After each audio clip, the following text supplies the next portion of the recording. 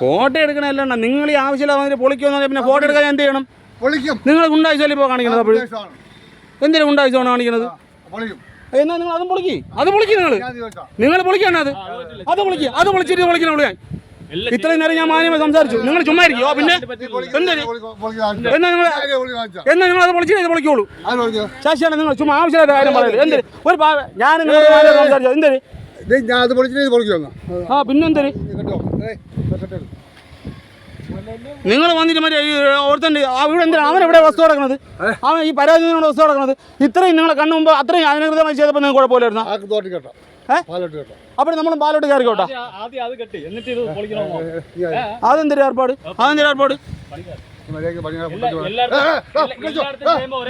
ചീത്ത വിളിക്കണം, സൂക്ഷിച്ച് വിളിക്കണം. ചീത്ത വിളിക്കണം, സൂക്ഷിച്ച് വിളിക്കണം. ചീത്ത വിളിക്കണം എന്താ നിങ്ങൾ? എന്താ ചീത്ത വിളിക്കാൻ? എന്താ ചീത്ത വിളിക്കാൻ? പണിക്കാരെ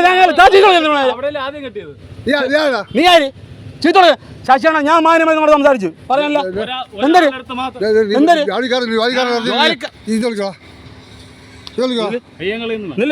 നിങ്ങൾ കൈകാര്യം പിടിച്ചെന്തായാലും എന്താ സംഭവിച്ചത്? എൻ്റെ ചേട്ടൻ കമ്പനി അതിൻ്റെ താഴെ കൂട്ടാനുള്ള സ്ഥലത്തിൻ്റെ ചേട്ടൻ വീട് വെക്കുന്നുണ്ട്. അത് ബന്ധപ്പെട്ട് ഒരു മതിൽ കെട്ടിക്കൊണ്ട് നിൽക്കുകയായിരുന്നു. ശശികണ്ണൻ കപ്പന ഒരു കാറിൽ വന്നിട്ട് കെട്ടാൻ പറ്റില്ല, എന്തെന്ന് ദുരിതാശ്വാസം കൊടുത്തിട്ടില്ല, ദുരിതാശ്വാസ ഫണ്ട് കൊടുത്തിട്ടില്ല എന്ന് പറഞ്ഞ് സംസാരിച്ചിട്ട് ഞാൻ പറഞ്ഞ അവിടെ ഈ മതിലാണ് കെട്ടുന്നത്. അപ്പോൾ ഞാൻ പുറമ്പോക്കാണ്. ഞാൻ പറഞ്ഞ പുറമ്പോക്കൊന്നും ഇല്ലാണ്, ആ താലൂക്കിൽ നാളെ നടന്നിട്ട് പോയ സ്ഥലമാണ്. ഇനി എന്തിനാണ് നിങ്ങൾ അതിപ്പോൾ നീ കെട്ടില്ല ഓടിക്കണമെന്ന് ചവിട്ടി മതിലിടിക്കാൻ പോയി.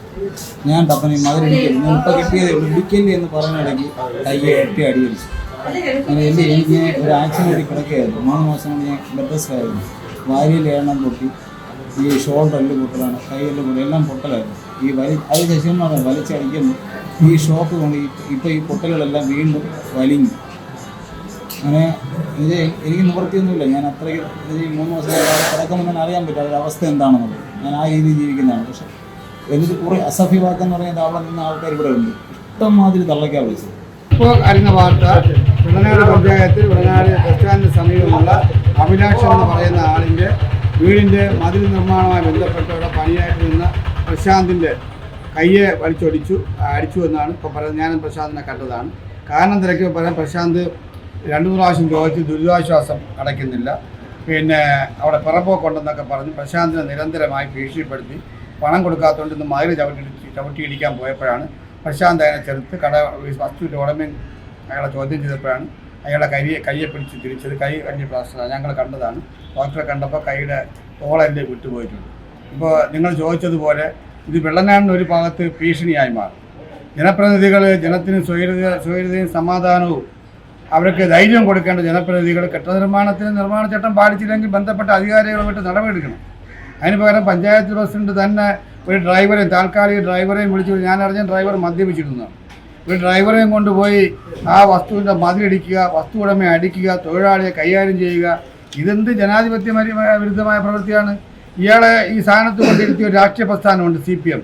ആ പ്രസ്ഥാനം സത്യത്തിൽ നിയന്ത്രിക്കാനും നിലയ്ക്ക് നിർത്താനുമുള്ള ആർജവമില്ലാത്തത് കൊണ്ടാണ് ഇയാൾ ഇത്തരം തെമ്മാടിത്തരമായി ഗുണ്ടായുസവുമായി പോകുന്നത്. നിങ്ങൾക്കറിയാം, പത്രമാധ്യമങ്ങളെ മാതൃഭൂമിയുടെ ലേഖനത്തിന് മുമ്പ് പഞ്ചായത്ത് ഓഫീസിന് മുമ്പോട്ട് കൈകാര്യം ചെയ്യുന്നു.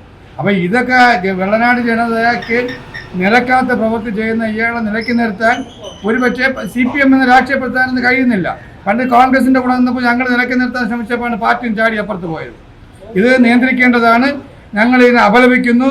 വീടിൻ്റെ നിർമ്മാണ പ്രവർത്തനങ്ങൾ നടക്കുമ്പോൾ അപാകതയോ തെറ്റോ കുറ്റമോ ഉണ്ടെങ്കിൽ അതിന് ബന്ധപ്പെട്ട പഞ്ചായത്ത് അധികാരികളുണ്ട്, പോലീസ് അധികാരികളുണ്ട്. അവരെ കൊണ്ട് നടപടിയെടുക്കുന്നതിന് പകരം ഇത്തരത്തിലുള്ള സദാചാര വിരുദ്ധ പോലീസായാൽ ജനം കൈകാര്യം ചെയ്യുന്ന സാഹചര്യത്തിലേക്ക് പോകുന്നു. ഇന്ത്യൻ നാഷണൽ കോൺഗ്രസ് അതിന് നിയമപരമായ രീതിയിൽ ഇദ്ദേഹത്തിൻ്റെ ഇത്തരത്തിൽ ഗുണ്ടായുസങ്ങളെ നിയമപരമായ രീതിയിൽ ഞങ്ങൾ കൈകാര്യം ചെയ്യും എന്ന് കൂടി സൂചിപ്പിച്ചുകൊണ്ട് ദൃശ്യമാധ്യമങ്ങളടക്കം കാട്ടുപോത്തിൻ്റെ പുറകെയാണ് നിൽക്കുന്നത്. ഒരു ഭാഗത്ത് കാട്ടുപോത്തിൻ്റെ ശല്യവും മറുഭാഗത്ത് പഞ്ചായത്ത് പ്രസിഡന്റ് ഉപദ്രവവും കൊണ്ട് ജനങ്ങൾ പുറത്തുമുട്ടുകയാണ്. ഇതിനൊരു പരിഹാരത്തിലേക്കാണ് ഞങ്ങൾ ബന്ധപ്പെട്ട രാഷ്ട്രീയ പ്രസ്ഥാനങ്ങളുടെ അധികാരികളും ആവശ്യപ്പെടുന്നത്.